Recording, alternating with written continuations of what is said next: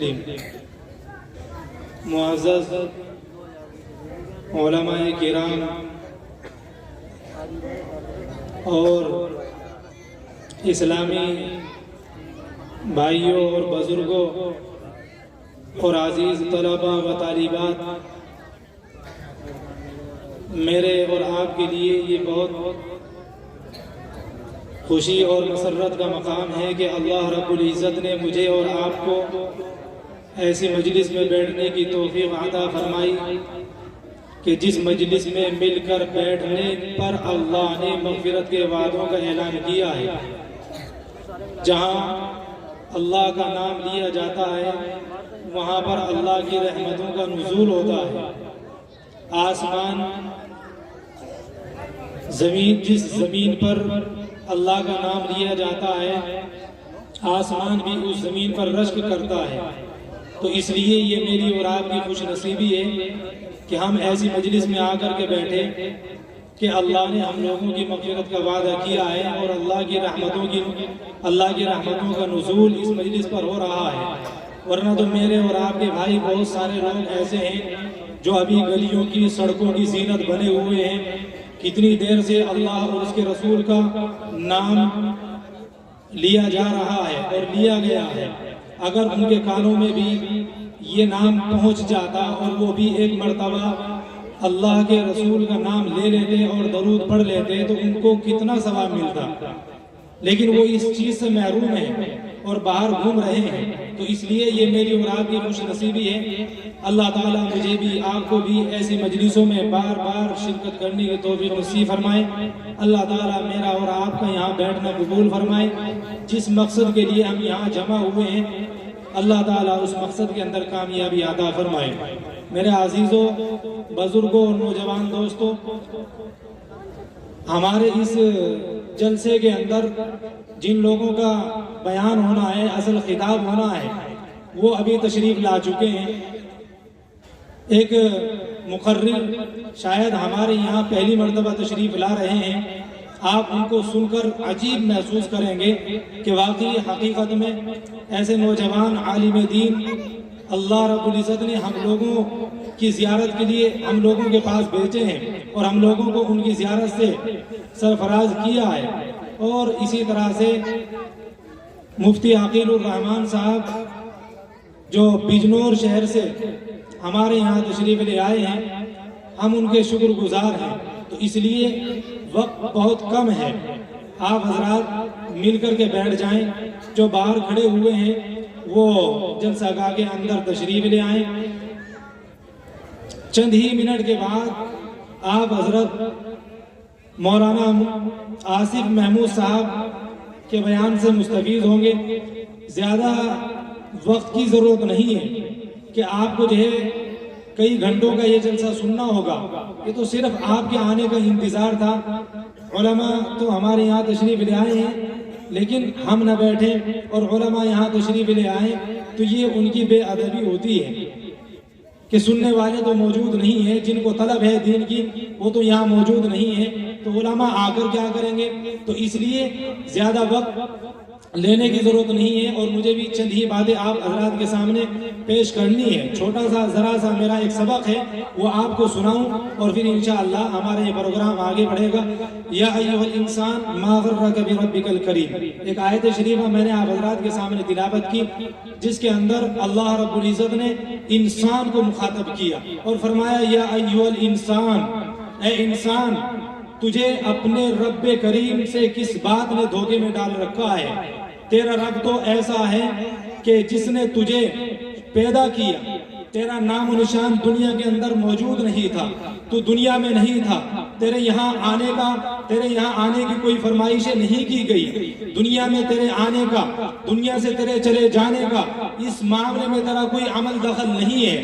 تیری زندگی کے بارے میں تیری موت و حیات کا مسئلہ جو بھی ہے اس میں تیرا کوئی عمل دخل نہیں ہے. یہ تو اللہ رب العزت کا نظام ہے کہ اللہ تبارک و تعالیٰ نے بے شمار لوگوں کو پیدا کیا, مجھے اور آپ کو بھی بنایا.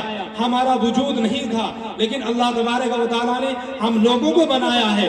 تو اس لیے اللہ تبارک و تعالیٰ ارشاد فرماتے ہیں یا ایھا الانسان, اے انسان میں نے تجھ کو پیدا کیا ہے. اور کیسے پیدا کیا ہے, تیرے پیدا کرنے کی وجہ کیا ہے. اللہ تبارک و تعالیٰ اپنے قرآن کریم کے اندر سب کچھ بیان فرماتے ہیں کہ وجہ بھی بتا دی گئی انسان کے پیدا کرنے کی, کہ انسان کو کیوں پیدا کیا گیا ہے اور انسان کے پیدا کرنے کی کیا وجہ ہے. اللہ فرماتے ہیں وما خلقنا السماوات والارض وما بینہما لاعبین, ہم نے زمین و آسمان کو, زمین و آسمان کے رہنے والی مخلوق کو, حتیٰ کہ وہ کوئی بھی مخلوق ہو, ہم نے ان کو کھیل اور تماشے کے لیے نہیں پیدا کیا.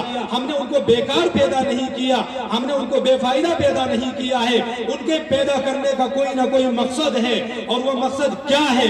اس زمین کو بنانے کا مقصد اللہ کا کیا ہے, آسمان کو بنانے کا مقصد اللہ کا کیا ہے.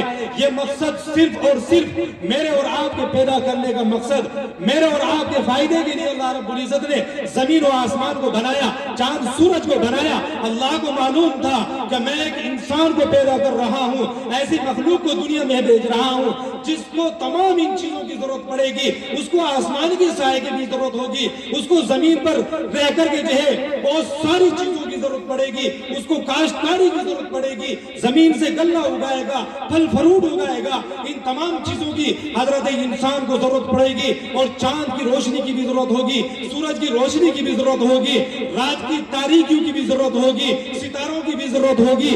یہ تمام کی تمام چیزیں اللہ تبارک و تعالیٰ نے جو پیدا کی ہے, تو میرے عزیزوں یہ صرف اور صرف میرے اور آپ کے لیے پیدا کی. یہ تمام چیزیں اللہ نے میرے اور آپ کے لیے پیدا کی, اور مجھے اور آپ کو, حضرت انسان کو کس لیے پیدا کیا, اس کا مقصد اللہ فرما رہے ہیں وَمَا خَلَقْتُ الْجِنَّ وَالْإِنسَ إِلَّا لِيَعْبُدُونَ. ہم نے جنات اور انسان کو صرف اپنی عبادت کے لیے پیدا کیا ہے. انسانوں کو اللہ نے اپنی عبادت کے لیے پیدا کیا, اس مقصد کے لیے اللہ نے پیدا نہیں کیا کہ انسان جا کر کے مزاروں کے سامنے سر رکھے اور وہاں جا کر کے مزاروں پر چادریں چڑھائے, اللہ کے غیر کو پوجے, اللہ کے غیر کو مانے. یہ اللہ کو گوارا نہیں ہے. اللہ نے تو صرف ہمیں اس لیے پیدا کیا ہے یہ سر ہمارا اگر جھکے تو اللہ کی بارگاہ میں جھکے. یقین مستحکم اس بات پر ہمارا ہونا چاہیے کہ جو کچھ بھی ہو رہا ہے, ہونے والا ہے, زمین و آسمان کے اندر جن چیزوں کو اللہ نے وجود بخشا ہے, جن چیزوں کو اللہ اس دنیا سے لے جا رہے ہیں, وہ تو صرف سارا کا سارا نظام اللہ کا بنایا ہوا ہے, یہ کسی انسان کا بنایا ہوا نظام نہیں ہے.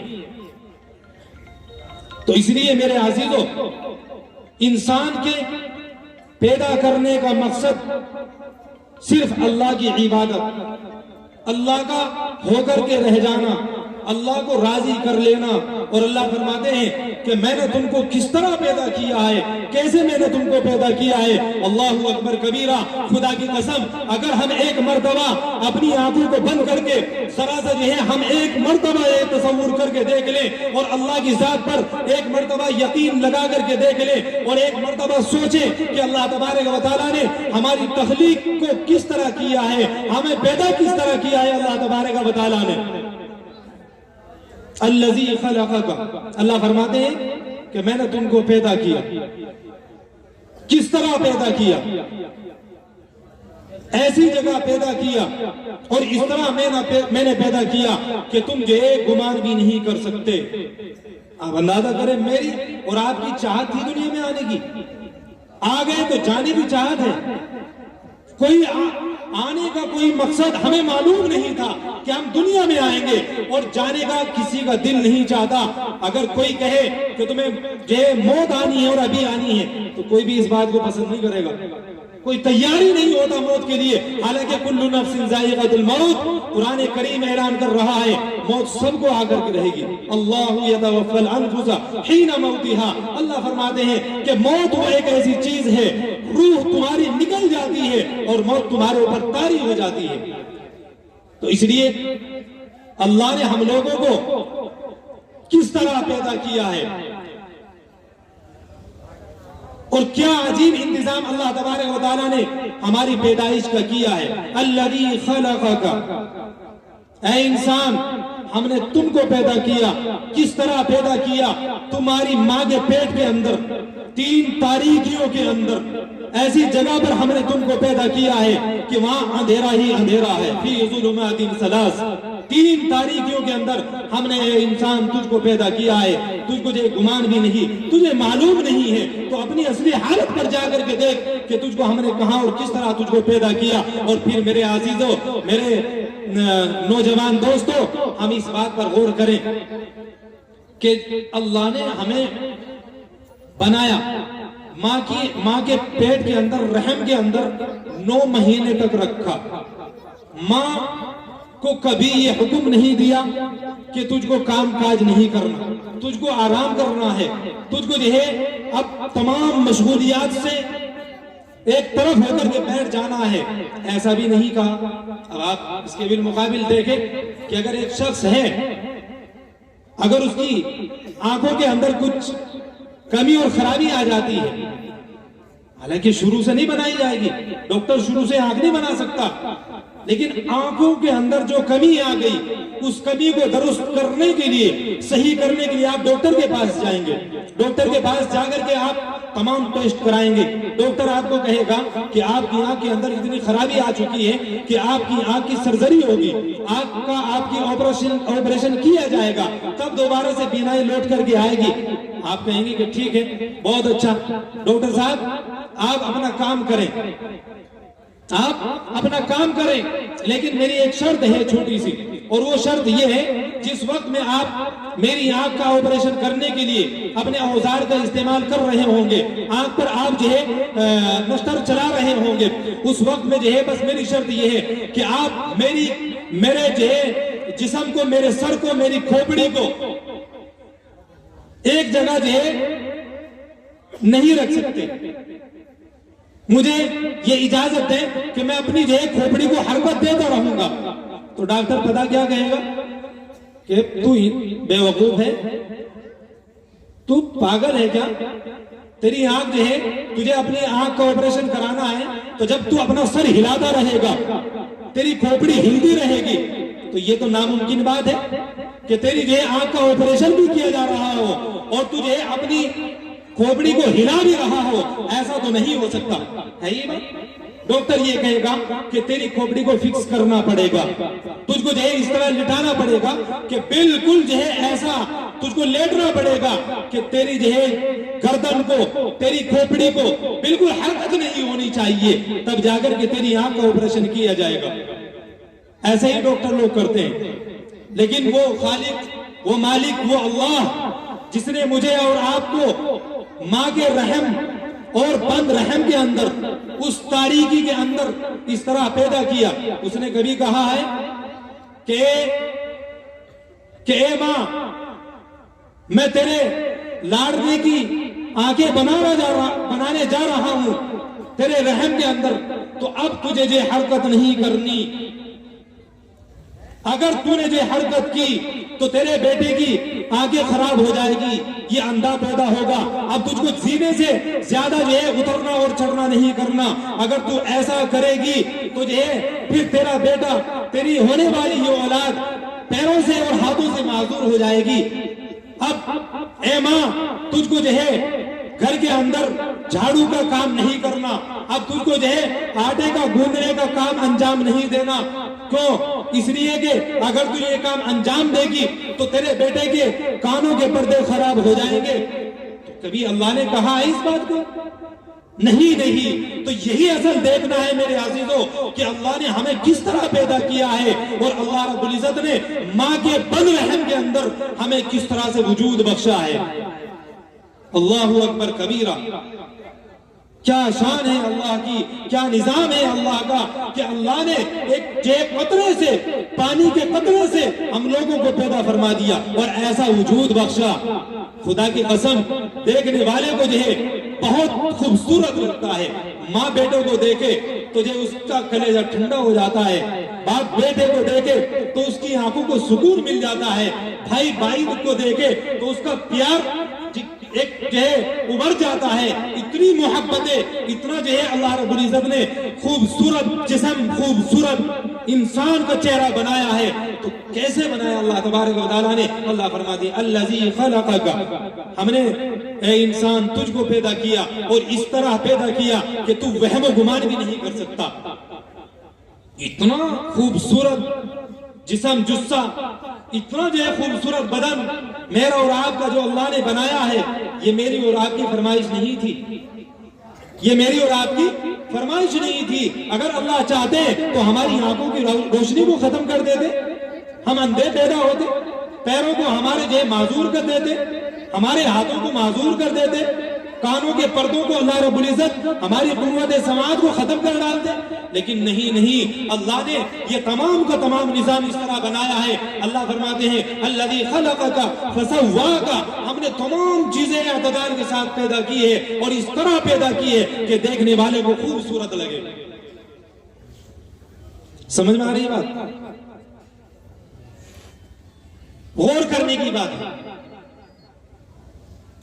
اگر اللہ تبارک و تعالی جس وقت میں انسان دنیا میں آ گیا اور اب جو ہے اس کا جسم بڑھنے لگ جاتا ہے، اس کا جسم جو ہے پرورش پاتا ہے، اگر اسی طرح سے سوچنے کی باتیں ہیں، غور کریے اور متوجہ ہوئیے میری طرف.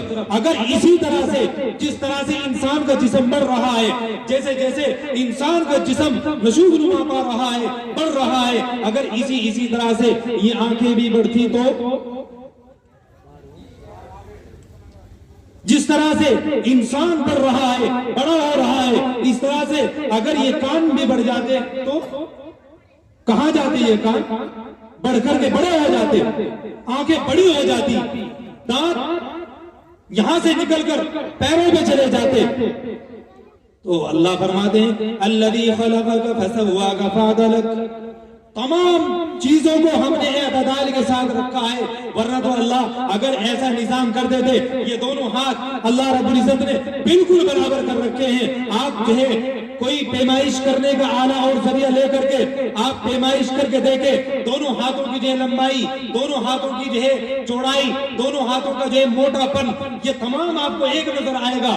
اگر اللہ تبارک و تعالیٰ ایک ہاتھ کو چھوٹا کر دیتے تو کیا ہوتا؟ کتنا بدنما لگتا انسان. ایک ہاتھ تو چھوٹا ہو جاتا، ایک ہاتھ بڑھ کر کے بہت آگے چلا جاتا، ایک پیر چھوٹا ہو جاتا، ایک پیر بڑھ کر کے بہت بڑا ہو جاتا. انسان کو چلنے میں تکلیف ہوتی، انسان کو ہاتھ سے چھونے میں تکلیف ہوتی. آنکھ بڑی ہو جاتی، کتنا مایوب ہو جاتا انسان. تو اللہ فرما رہے ہیں یا ایھا الانسان ما غرک بربک الکریم الذی خلقک فسواک فعدلک، ہم نے اے انسان تجھ کو اس طرح پیدا کیا ہے، تمام کی تمام چیزوں کو اعتدال کے اندر پیدا کیا. فی ای صورت ما شاء رکبک، اور ایسی شکل و صورت اللہ رب العزت فرماتے ہیں کہ ہم نے ایسی شکل و صورت میں تم لوگوں کو بنایا ہے، ایسا بنایا ہے کہ سب کو الگ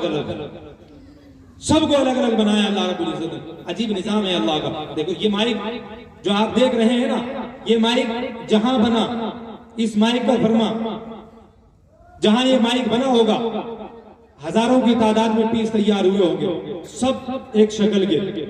بلب یہ لائٹ جو مجھے اور آپ کو نظر آ رہی ہے، یہ جہاں بنے سب ایک شکل اور ایک نظر کے، سب کی روشنی ایک نظر آ رہی ہے. یہ جو فون ہمیں نظر آ رہا ہے، ایک ہی کوالٹی کا فون، ایک ہی کمپنی کا فون جب ایک جگہ تیار ہوگا تو یہ تمام کے تمام پیس ہزاروں کے اعتبار سے سب کے سب ایک شکل کے بنیں گے. لیکن اللہ کی تخلیق پر غور کریے کہ ایک ماں سے پیدا ہونے والی تمام اولاد 2 4 5 7 10 جتنے بھی بچے پیدا ہوں گے، سب کا جو ہے رنگ، سب کا جو ہے مزاج، سب کا جو ہے قد اللہ نے الگ الگ بنایا ہے. غور کریں آپ، اگر ایک جو ہے ماں سے پیدا ہونے والے 5 5 6 8 10 بچے ہیں، تمام کے تمام خلقت کا نظام اللہ نے الگ الگ بنایا ہے. سب کی آنکھیں، سب کے جو ہے چہرے، سب کے دانت، سب کے جو ہے ہاتھ پاؤں، سب کا رنگ اللہ نے الگ الگ بنایا ہے. تو یہ اللہ کا کتنا عجیب و غریب نظام ہے. تو اللہ تبارک و تعالیٰ نے پوری کائنات کے اندر بسنے والے تمام انسانوں کو الگ الگ شکل و صورت میں پیدا کیا ہے. تو میرے عزیزوں، میرا اور آپ کا دنیا میں آنے کا مقصد صرف یہی ہے کہ جب مجھے اور آپ کو اللہ رب العزت نے پیدا فرما دیا، دنیا میں بھیج دیا، تو اللہ اعلان کر رہے ہیں وَمَا خَلَقْتُ الْجِنَّ وَالْإِنسَ إِلَّا لِيَعْبُدُونَ. اے انسان، اب تجھے ضرورت نہیں ہے تو اللہ کو چھوڑ کر کے کسی اور کی عبادت کرے، کسی اور کی پوجا میں لگ جائے، کسی اور کو خدا مانے، کسی اور کے سامنے سجدہ ریز ہو. یہ تجھے اجازت نہیں ہے. صرف اللہ وحدہ لا شریک لہ کی عبادت کر.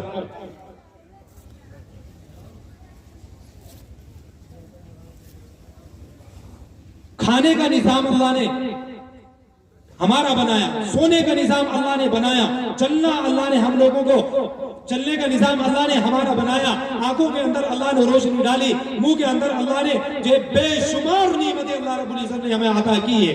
یہ آنکھ ہے میرے عزیزوں، آنکھ کے اندر اس روشنی کے اندر ہمیں صرف یہ شیشہ نظر آتا ہے. اس کے اندر نہ جانے اللہ کی کتنی جو بڑی کاریگری چھپی ہوئی ہے. ذرا سی جو پریشانی ہو جائے، آنکھ کی بینائی ختم ہو جاتی ہے، ڈاکٹروں کے چکر لگانے پڑتے ہیں. تو اس روشنی کا نظام اللہ نے عجیب و غریب کیا ہے. اور پھر اس جو آنکھ کا حساب بھی اللہ نے کیا عجیب و غریب طریقے سے کیا ہے.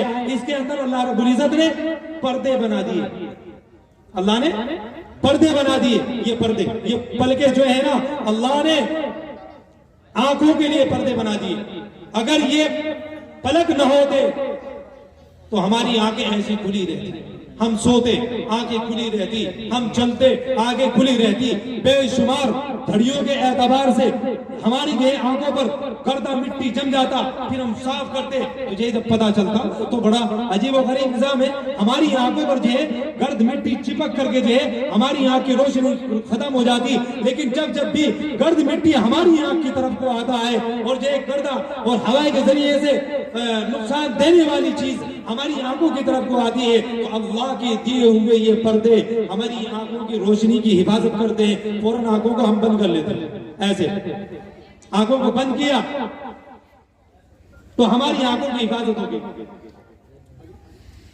اسی طرح سے یہ ہونٹ اللہ نے کتنے عجیب و غریب طریقے سے ہم لوگوں کو عطا کیے. اگر یہ ہونٹ نہ ہوتے تو گرد و غبار، بے شمار جو ہے زہریلی چیزیں ہمارے منہ کے اندر حلق کے ذریعے سے ہمارے جو جسم کے اندر پہنچ جاتی اور ہم کو نقصان دے دیتی. تو جب جو ہے کوئی زہریلی چیز ہماری طرف کو آتی ہے، فوراً انسان ان ہونٹوں کے ذریعے سے اپنی جو ہے اندر کی جسم کی، اپنے پیٹ کی حفاظت کر لیتا ہے. تو میرے عزیزوں، اللہ فرماتے ہیں الذی خلقک فسواک فعدلک. تمام چیزیں جو ہے میں نے تمہارے جسم کی اتنی اعتدال کے ساتھ بنائی ہے کہ تم وَإِن تَعُدُّوا نِعْمَتَ اللَّهِ لَا تُحْصُوهَا، میری نعمتوں کا شکریہ ادا نہیں کر سکتے.